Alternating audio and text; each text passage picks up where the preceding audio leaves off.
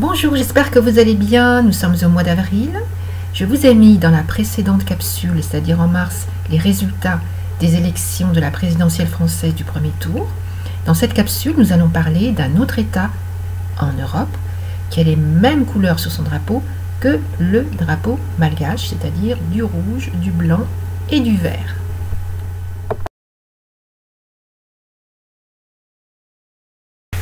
Alors vous avez reconnu ce pays qui est la Hongrie, qui est actuellement dirigé par un homme de 59 ans, c'est-à-dire M. Viktor Orban.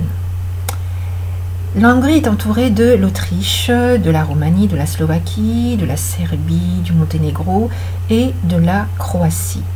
Elle est rentrée dans l'Union européenne en 2004, dans l'espace Schengen en 2007, et même si elle a signé pour pouvoir entrer dans l'Union européenne les accords qui consistent à respecter les principes de base de l'Union européenne, qui sont le principe démocratique, tels que la séparation des pouvoirs, l'indépendance de la justice, la liberté d'expression en ce qui concerne l'opposition et la presse, et le respect entre autres des minorités, nous allons voir que Viktor Orban en fait a réussi à balayer cela d'un revers de main, et tout ceci à cause d'une anomalie dans un article du traité fondamental de l'Union européenne.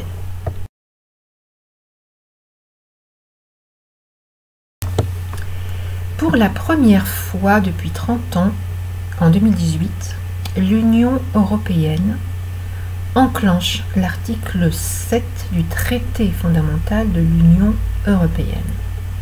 Cet article 7 consiste en fait à sanctionner un État qui ne respecte pas les principes démocratiques pour lesquels il a signé en entrant dans l'Union. Je vous les ai cités tout à l'heure. Et bien sûr, vous avez compris, il s'agit toujours de la Hongrie. L'article 7, en fait, il dit, entre autres, une fois le vote à l'unanimité acquis, le Conseil peut décider, blablabla, etc., au niveau des sanctions, qui sont de toute façon théoriques. Vous pensez bien que la Hongrie ne va pas voter contre elle-même. Donc, systématiquement, il y a un vote qui est négatif, et ce vote bloque le processus de l'article 7. Donc, jamais la Hongrie n'a été inquiétée, et donc, elle a pu continuer à prospérer dans son mode de fonctionnement que nous allons voir. Je rappelle vite fait que l'article 7 a également été utilisé pour sanctionner la Pologne, mais ça n'a pas fonctionné, toujours avec cette règle de l'unanimité de l'article 7. Viktor Orban, à l'époque, s'était déjà opposé concernant la Pologne, donc il y avait un vote au moins qui était contre. L'article 7 n'a pas pu s'appliquer. Alors, concernant la Hongrie, que s'est-il passé? Viktor Orban arrive au pouvoir en 2010. Il profite de sa majorité des 2/3 à l'Assemblée pour museler l'opposition et aussi instaurer sa dictature. Il muselle l'opposition, il fait une réforme des retraites, en avançant l'âge de la retraite. De ce fait, il fait partir à la retraite des juges, voilà, de manière à ce que lui puisse mettre en place des juges qui auraient plus sa mouvance politique. Donc, dans un premier temps, opposition muselée, dans un deuxième temps, la justice maîtrisée, dans un troisième temps, il s'attaque également à la presse, c'est-à-dire qu'avec les oligarques hongrois, il mobilise la presse de manière à créer une presse, on va dire, nationale. Et donc, la presse est en apparence démocratique, mais elle est sous contrôle. Donc, l'Union européenne n'est pas contente, elle réagit, donc d'où, en 2018, cette adoption de l'article 7 qui est théorique et qui, de toute façon, n'a pas abouti. D'accord ? Qu'est-ce qui s'est passé d'autre avec Viktor Orban? Il y a eu cette immigration massive suite à cette dictature plus ou moins qui s'est imposée en Hongrie. de 600 000 Hongrois. Donc vous avez une diaspora hongroise qui est un peu dispatchée dans toute l'Europe. Et vous avez un niveau de corruption à la tête de l'État, notamment au niveau de sa famille présente autour de lui, en ce qui concerne l'utilisation des aides de l'Union européenne, puisqu'il faut savoir que la Hongrie est un des États qui bénéficie le plus des aides de l'Union européenne. Voilà. Viktor Orbán a également, c'était en 2015, lorsque la majorité des États, dont notamment Angela Merkel en Allemagne, avaient ouvert ses frontières pour accueillir des immigrés, puisqu'il y avait un flot de réfugiés qui arrivaient sur l'Europe. Viktor Orbán s'est distingué, lui, par rapport aux autres en fermant ses frontières. Donc, il a porté atteinte également à des minorités sur son territoire. Il n'était pas donc en phase du tout avec la politique européenne des autres États. Alors, ce vote de sanction, de toute façon, n'a abouti à rien de chez rien. Voilà. Et la Hongrie continue à bénéficier des aides européennes qui sont bien sûr utilisées à des fins de corruption pour des affaires voilà, personnelles.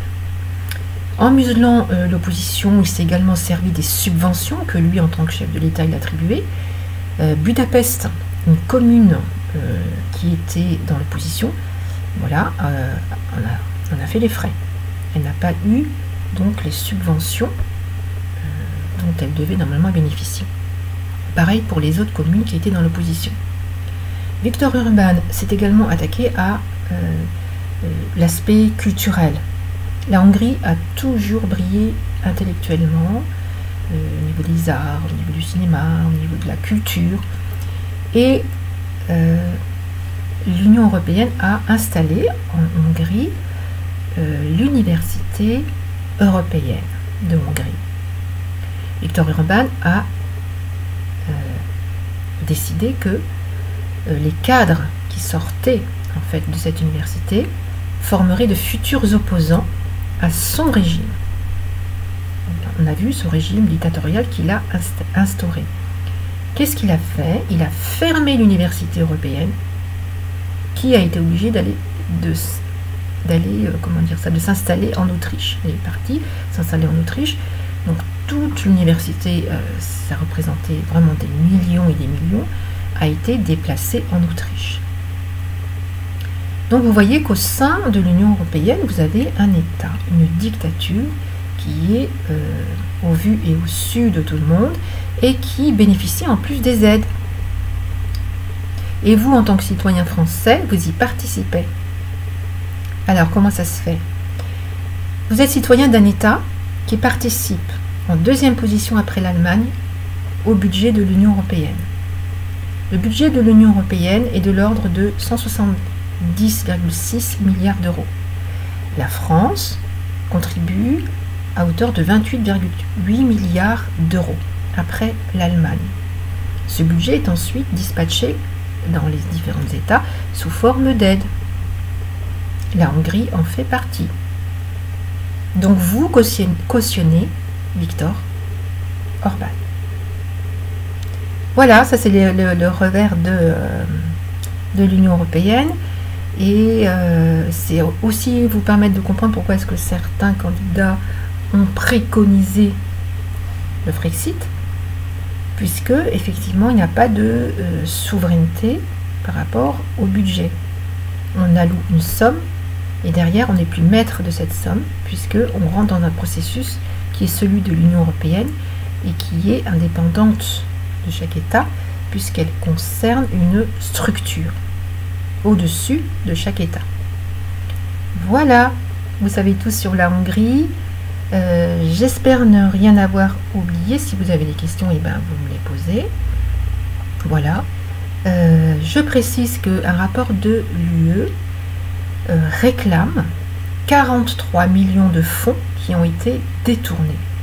Et qu'au Luxembourg, un parquet a été mis en place pour traquer, on va dire, l'utilisation frauduleuse des aides européennes. Donc c'est en cours, est-ce que ça aboutira? On verra bien.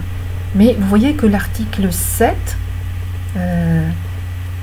peut être contournée et que c'est une erreur de procédure, une erreur de législation qui n'a pas été prévue. C'est la première fois que l'Europe fait face à un État aussi belligérant, on va dire. Et l'Union européenne a de sérieuses réformes à mettre en place, puisque des millions d'euros, si ce n'est pas des milliards, partent voilà, dans la nature et ne sont pas correctement utilisés. Je vous souhaite le meilleur et la suite à la prochaine capsule.